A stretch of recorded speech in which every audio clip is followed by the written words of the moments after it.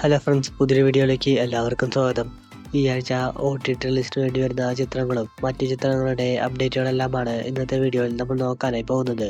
Lokesh കനകരാജിന്റെ സ്ക്രിപ്റ്റിൽ Raghava Lawrence കേന്ദ്ര കഥാപാത്രമായി അഭിനയിക്കുന്ന ബെൻസ് ചിത്രത്തിൽ മലയാളി താരം സംയുക്ത മേനോൻ നായികയായി വരുന്നു. ഭാഗ്യരാജ് കണ്ണൻ സംവിധാനം ചെയ്യുന്ന ഈ ചിത്രത്തിൽ മാധവനും നിവിൻ പോളിയുമെല്ലാം മറ്റു പ്രധാന വേഷങ്ങളിൽ വരുമെന്നാണ് പറയുന്നത്.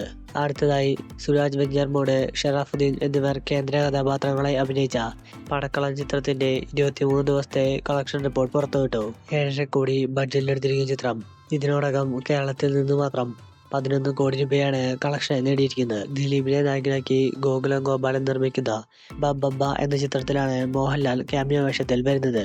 പുറത്തുവരുന്ന റിപ്പോർട്ടുകൾ പ്രകാരം മോഹൻലാൽ പൈസയൊന്നും മേടിക്കാതെയാണ് ഈ ചിത്രത്തിൽ അഭിനയിക്കുന്നതെന്നാണ് അറിയാനായി സാധിക്കുന്നത്. തഗ് ലൈഫിനു ശേഷം സിംബുവിനെ നായകനാക്കി മണിരത്നം ഒരു ലവ് സ്റ്റോറി സംവിധാനം ചെയ്യാൻ വേണ്ടി ഒരുങ്ങുന്നു. പുറത്തുവരുന്ന റിപ്പോർട്ടുകൾ പ്രകാരം രുക്മിണി വസന്തായിരിക്കും ആ ചിത്രത്തിൽ ഫീമെയിൽ ലീഡായി വരാൻ പോകുന്നതെന്നാണ് പറയുന്നത്. ജൂനിയർ NTRനെ നായകനാക്കി പ്രശാന്ത് സംവിധാനം ചെയ്യുന്ന ഡ്രാഗൺ ചിത്രത്തിൽ ഐറ്റം സോങ്ങിനായി രശ്മിക മന്ദാനയെ കാസ്റ്റ് ചെയ്യാൻ നോക്കുന്നുണ്ടെന്നാണ് അറിയാനായി സാധിക്കുന്നത്.